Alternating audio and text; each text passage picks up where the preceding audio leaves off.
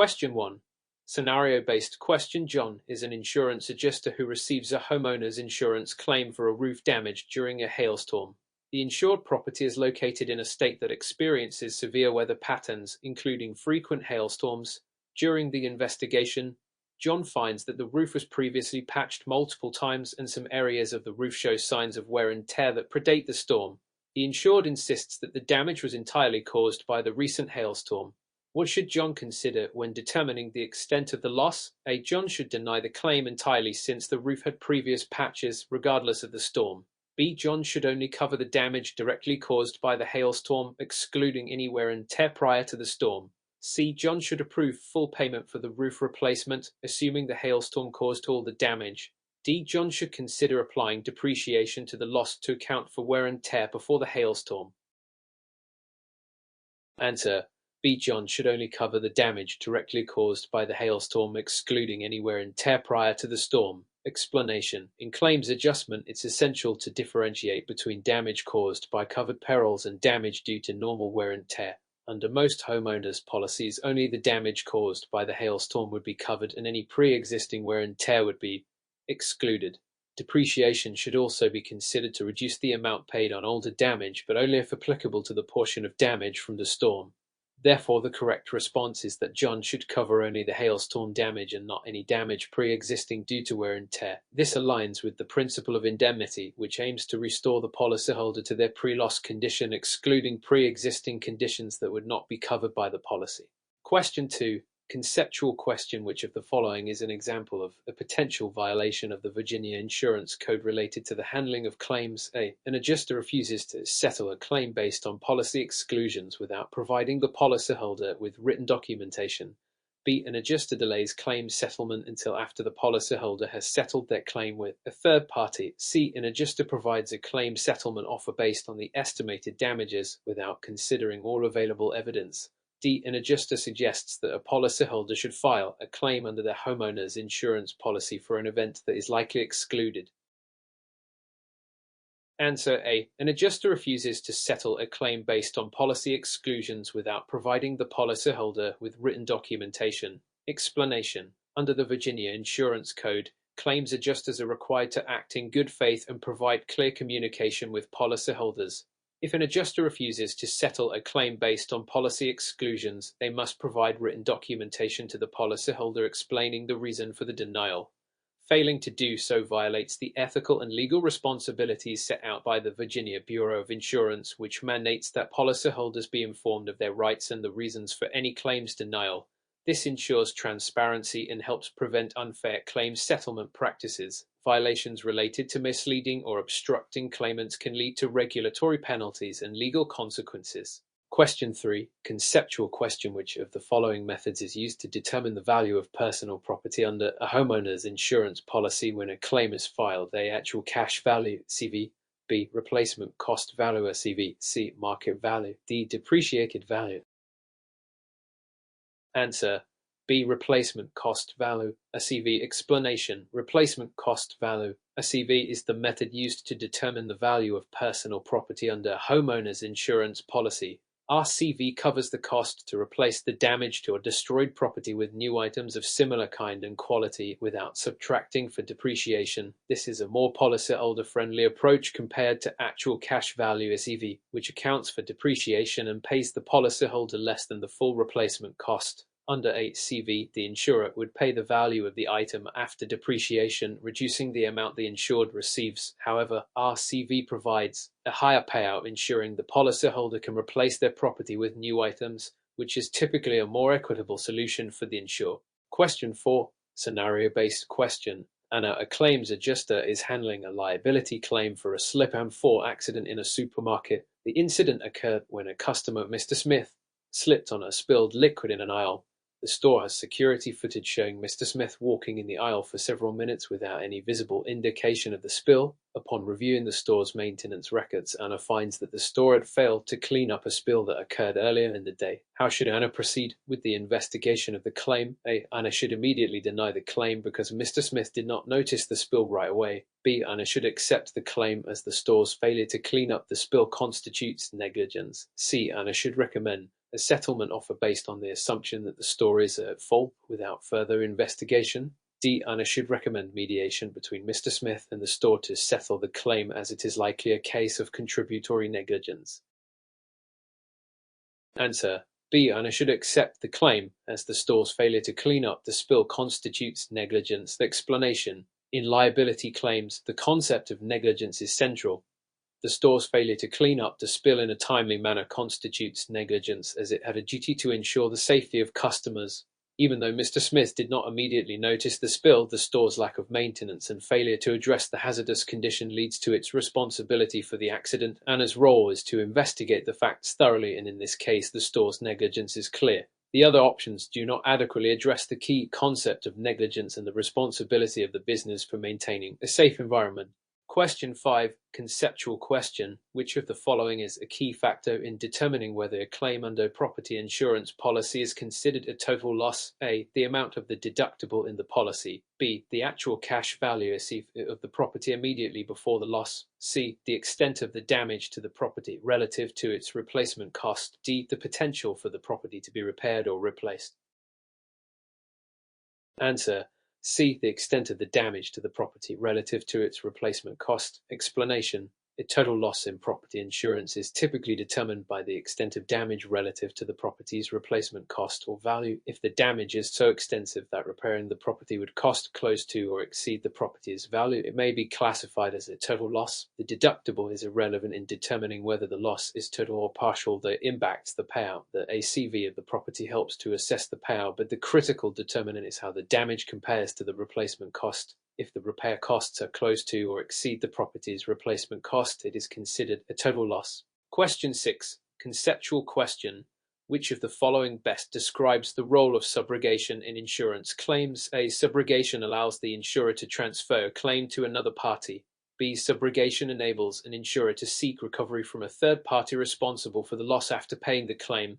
C. Subrogation is a provision that allows the insurer to pay the insured directly without investigating the claim. D. Subrogation limits the insurer's ability to recover costs for any claims involving fraud. Answer: B. Subrogation enables an insurer to seek recovery from a third party responsible for loss after paying the claim. Explanation: subrogation is a legal principle that allows an insurer to recover the amount of a claim paid to the insured from a third party that is found to be responsible for the loss. This typically occurs in liability insurance, where the insurer pays the insured for a covered loss and then seeks reimbursement from the party that caused the damage. This helps prevent the insurer from incurring unnecessary costs and ensures that the responsible party ultimately bears the financial responsibility for the loss. Options A, C, and D do not accurately describe the concept or function of subrogation. Question 7. Conceptual question. Which of the following actions could be considered an unfair claims settlement practice under Virginia law? A. Settling a claim for less than the policyholder's expectation but within policy limits. B. Delaying the settlement of a claim without providing a reasonable explanation to the insured. C. Offering a settlement to the insured without a formal claim investigation. D. Rejecting a claim outright without any investigation or communication with the policyholder. Answer: B. Delaying the settlement of a claim without providing a reasonable explanation to the insured. Explanation: Virginia law, like most states, regulates the fair handling of claims to prevent insurers from taking unfair advantage of policyholders. Unfair claims settlement practices include delaying the settlement of a claim without a valid reason or providing no explanation for the delay. Insurers are expected to act in good faith and make timely decisions regarding claims. Failing to communicate the status of a claim or unjustly delaying payments is considered an unfair practice. Options A, C, and D may involve poor customer service or questionable practices, but option B specifically addresses unfair settlement practices under Virginia's regulations. Question 8. Conceptual question. Which of the following best describes the actual cash value received in property insurance? A. ACV is the amount it would cost to replace the property with new materials without depreciation. B. ACV is the original purchase price of the property at the time it was insured. C. ACV is the cost to repair the property considering only material depreciation. D. ACV is the replacement cost of the property minus depreciation at the time of the claim. Answer: D. ACV is the replacement cost of the property minus depreciation at the time of the claim. Explanation.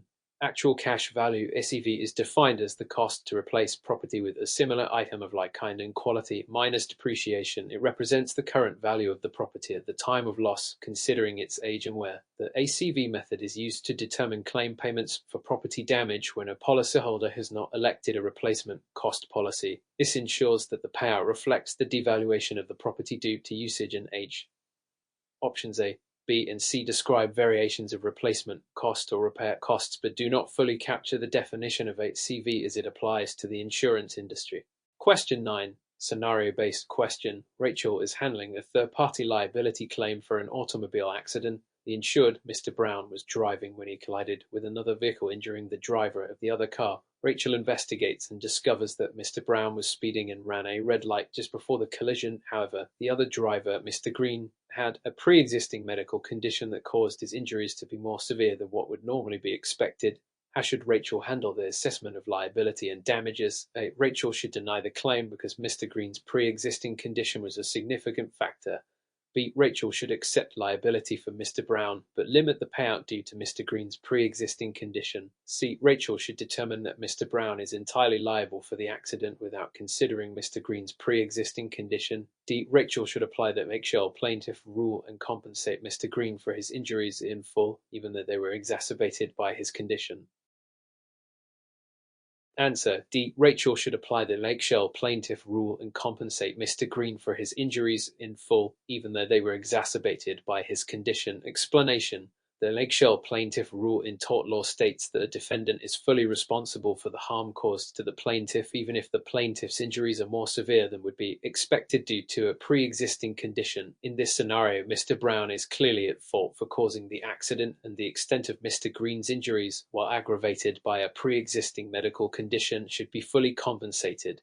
The insurance company must pay for the injuries as they occur, regardless of any pre-existing conditions that may exacerbate the damages. This principle applies in personal injury claims, ensuring that the defendant is liable for the full extent of harm caused. Question 10. Conceptual question. In workers' compensation insurance, which of the following is typically not covered under the policy? A. Medical treatment for injuries sustained on the job. B. Temporary disability payments while the employee recovers. C. Permanent disability benefits for a severe work-related injury. D. Injury sustained during a personal errand while on a lunch break away from the worksite.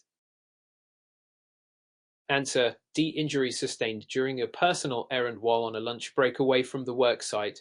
Explanation: workers' compensation insurance generally covers injuries that occur within the scope of employment. This includes medical treatment, temporary disability benefits, and permanent disability payments for work-related injuries. However, injuries sustained during personal activities, such as running errands during a lunch break away from the workplace, are typically excluded from coverage. This exclusion is based on the principle that workers' compensation is designed to cover injuries that happen while the employee is engaged in tasks related to their work duties or the employer's business operations. Question 11. Scenario-based question. John, an insured property owner, experiences damage to his house due to a fallen tree. The tree was on his neighbor's property, but it fell during a storm and there were no prior indications of the tree being unhealthy. John's insurance policy covers damage to his property, but his neighbor's homeowner's insurance policy does not. What is the best way to handle the claim? A. John's insurer should pay for the damage, and John can sue his neighbor for the cost. B. John should file a claim with his own insurance as the damage was caused by a natural event. C. John should attempt to get the neighbor's insurer to cover the damage, even though the neighbor has no coverage. D. John should pay for the repairs out of pocket, as the neighbor's insurer is responsible for the damage. Answer: B. John should file a claim with his own insurance as the damage was caused by a natural event. Explanation: in this case, the tree fell due to a natural storm and there was no indication of negligence on the part of the neighbor. John's property insurance should cover the damage under the policy's coverage for falling objects or storm-related damage. John's insurer will handle the claim, and his neighbor's lack of coverage is not relevant unless negligence can be proven. John could attempt to recover costs through legal action, but his own policy is the appropriate source for claim payment. Question 12. Conceptual question. What is the primary purpose of a rider or endorsement in an insurance policy? A. To cancel the existing insurance policy in exchange for a new one. B. To add or modify specific coverages to an existing insurance policy. C. To reduce the premium amount for a policyholder. D. To reinstate coverage for a period after it has lapsed. Answer: B. To add or modify specific coverages to an existing insurance policy. Explanation: a rider or endorsement is a document that modifies or adds specific terms, coverages, or conditions to an existing insurance policy. It can increase or decrease the coverage limits or change the exclusions. Riders are commonly used to add specific coverage that is not included in the base policy, such as coverage for jewelry or high-value items in homeowners insurance. Question 13. Conceptual question. Which of the following is not typically covered under a standard homeowners insurance policy? A. Fire damage to the house. B. Theft of personal property. C. Damage caused by a flood. D. Liability for guest injuries on the property. Answer: C. Damage caused by a flood. Explanation: flood damage is typically excluded from standard homeowners insurance policies. Flood insurance is usually purchased separately through the National Flood Insurance Program and FIP or private insurers. Homeowners insurance typically covers damage from fire, theft, and liability for guest injuries, but water damage from flooding is not included in the standard policy. Question 14. Scenario-based question. Sarah is a policyholder under an auto insurance policy with liability coverage. While driving, she causes an accident that injures another driver, and the other driver sues her for medical expenses and lost wages. What will Sarah's insurance typically cover? A. Is Sarah's own medical expenses and vehicle repair costs. B. Only the other driver's medical expenses, not lost wages. C. Sarah's legal fees and any damages up to the liability limit. D. Sarah's medical expenses, repair costs, and the other driver's property damage. Answer: C. Sarah's legal fees and any damages up to the liability limit. Explanation: liability insurance is designed to cover damages the insured causes to others.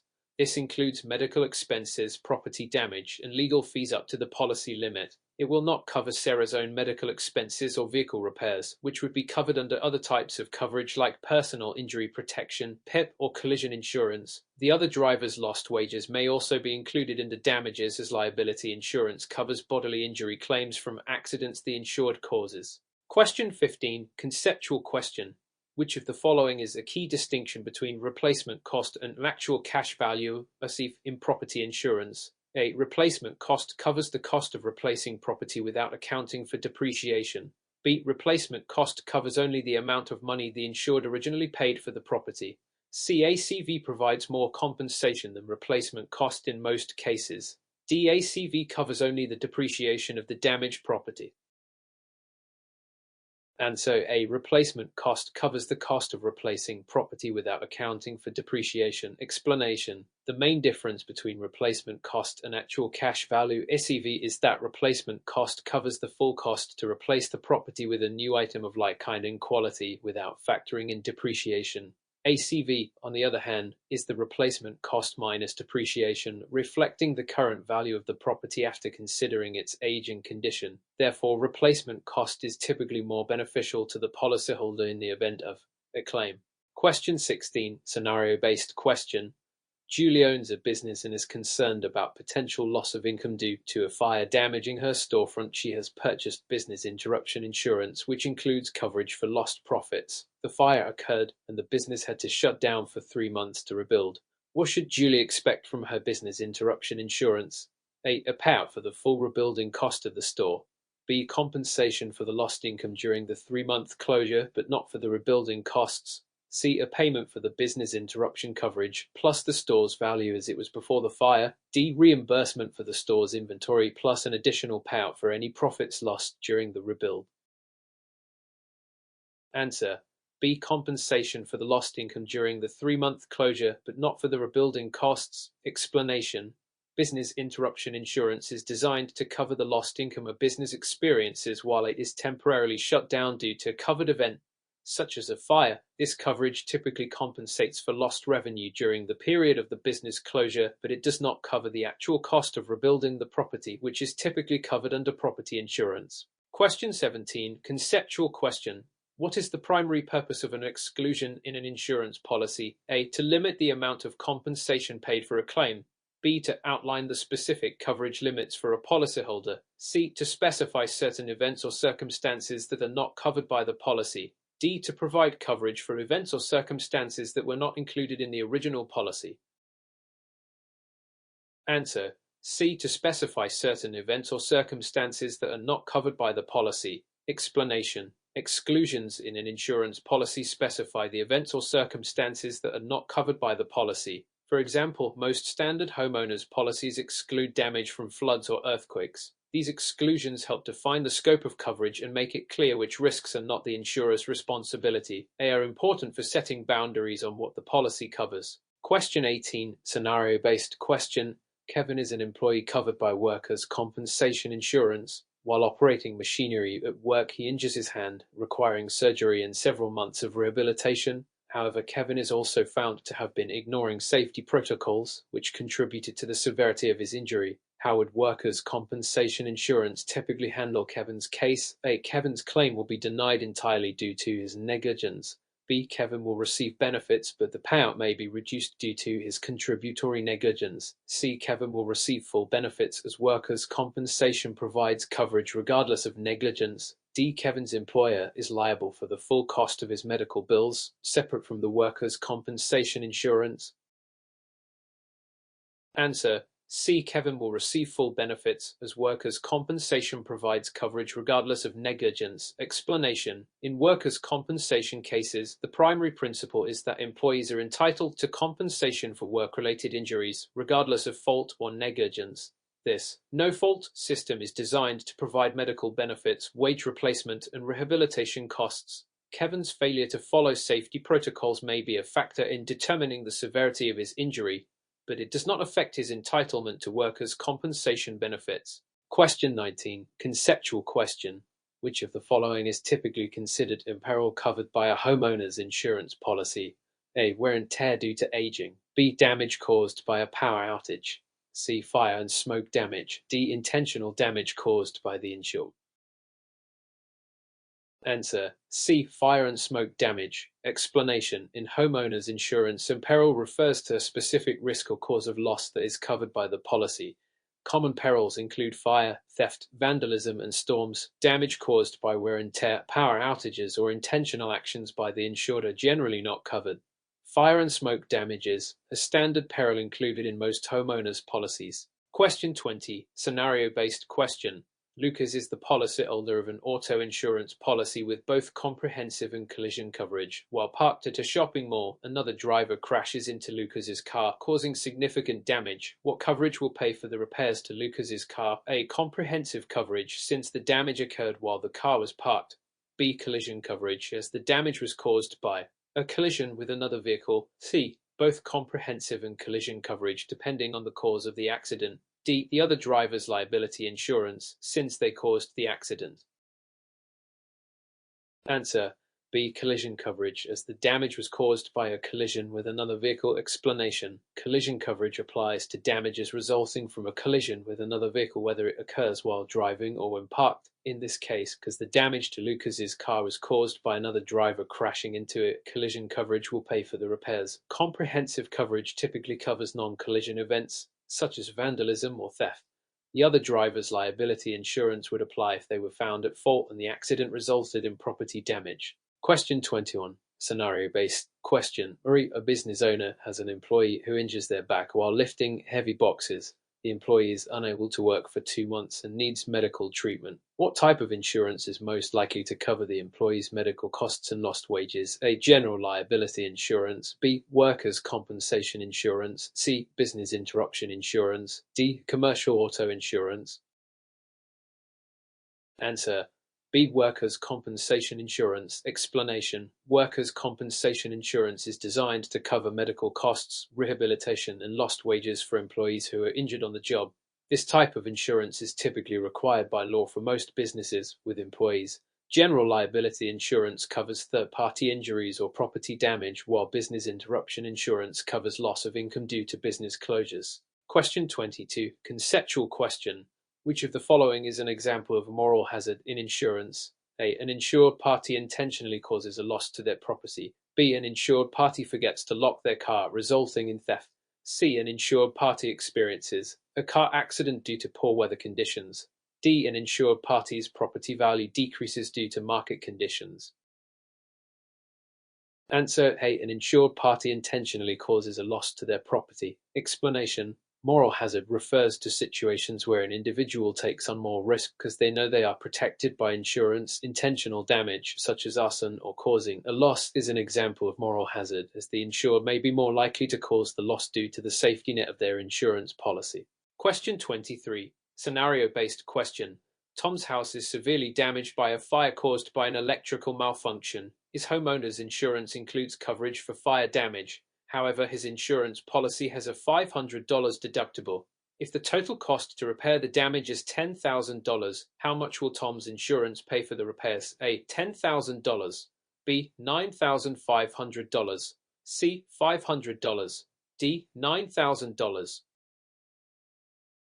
Answer: B. $9,500. Explanation: Tom's policy includes a $500 deductible, which means he is responsible for the first $500 of the repair costs. The insurance company will pay for the remaining $9,500 of the $10,000 repair cost. The deductible is subtracted from the total claim amount before the insurer pays. Question 24. Conceptual question.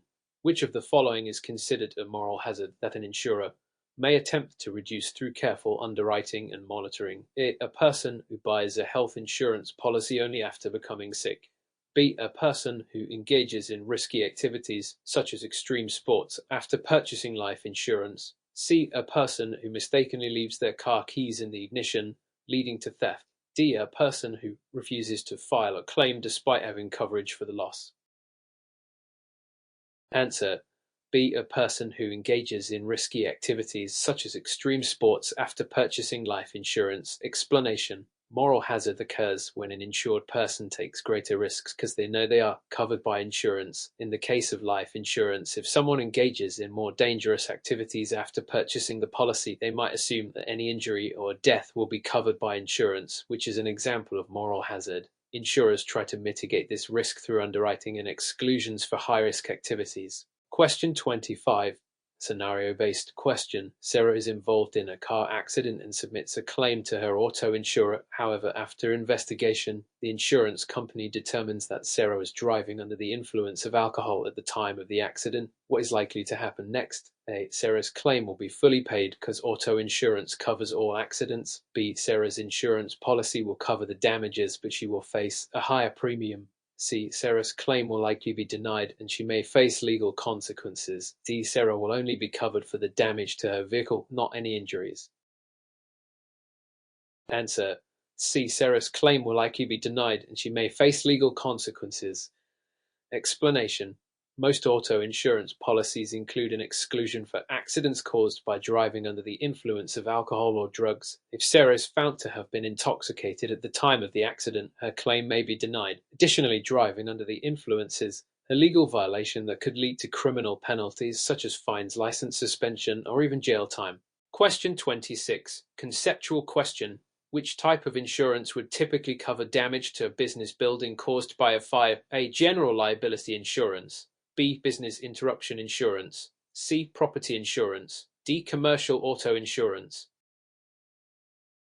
Answer: C. Property insurance. Explanation: property insurance is designed to cover physical damage to a business's building and its contents due to events like fire, theft, or vandalism. General liability insurance covers third-party claims for injury or property damage, while business interruption insurance covers lost income during a disruption to business operations. Commercial auto insurance covers vehicles used for business purposes. Question 27. Scenario-based question. Emily's car is stolen. She has comprehensive auto insurance, which covers theft. The car is recovered a month later, but is in worse condition than when it was stolen, with significant damage. How will Emily's insurance handle the claim? A. Emily will receive a payout for the full value of the car when it was stolen. B. Emily will only receive compensation for the damage done after the car was stolen. C. Emily will receive compensation for the car's original value, less depreciation. D. Emily will be reimbursed for the replacement cost of the car minus her deductible. Answer: D. Emily will be reimbursed for the replacement cost of the car minus her deductible. Explanation: with comprehensive auto insurance, Emily will typically receive compensation for the replacement cost of the car minus any deductible. If the car is recovered with damage, the insurer will assess the damage and provide a payout based on the repair costs or replacement value. The deductible will still apply. Question 28. Conceptual question. Which of the following is a common exclusion in a typical homeowner's insurance policy? A. Theft of personal property. B. Fire damage to the home. C. Damage caused by flooding. D. Liability for injuries sustained on the property. Answer: C. Damage caused by flooding. Explanation: flood damage is commonly excluded from standard homeowners insurance policies. Homeowners would need to purchase separate flood insurance to cover damages caused by floods. Fire damage, theft, and liability for injuries sustained on the property are generally covered under standard homeowners policies. Question 29. Scenario-based question. Jake's business property was damaged in a hurricane. His business interruption insurance policy provides coverage for lost income during a business closure. A hurricane caused his business to shut down for 2 weeks. How much will Jake's business interruption insurance cover? A. It will cover all repairs needed to reopen the business. B. It will cover the revenue the business would have earned during the closure. C. It will cover the full cost of rebuilding the damaged property. D. It will cover the costs of repairing the machinery and equipment. Answer: B. It will cover the revenue the business would have earned during the closure. Explanation: business interruption insurance is designed to cover lost income when a business has to temporarily close due to a covered event, such as a hurricane. It compensates for the income the business would have earned during the closure, allowing the business owner to maintain operations even during the recovery period. It does not cover physical repairs to the building or machinery, which would be covered by property insurance. Question 30. Conceptual question. What is the primary purpose of an insurance or excess or umbrella policy? A. To cover the insured's own medical bills after an accident. B. To increase the coverage limits beyond the standard policy for broader protection. C. To lower the insured's premiums by reducing coverage amounts. D. To cover the costs of personal property replacement after a loss. Answer: B. To increase the coverage limits beyond the standard policy for broader protection. Explanation: an umbrella insurance policy is designed to provide additional coverage above and beyond the limits of existing policies, such as auto or homeowners insurance. It helps protect the insured from large claims or lawsuits that may exceed the limits of standard policies. It is often used to provide extra liability coverage for accidents, injuries, or property damage.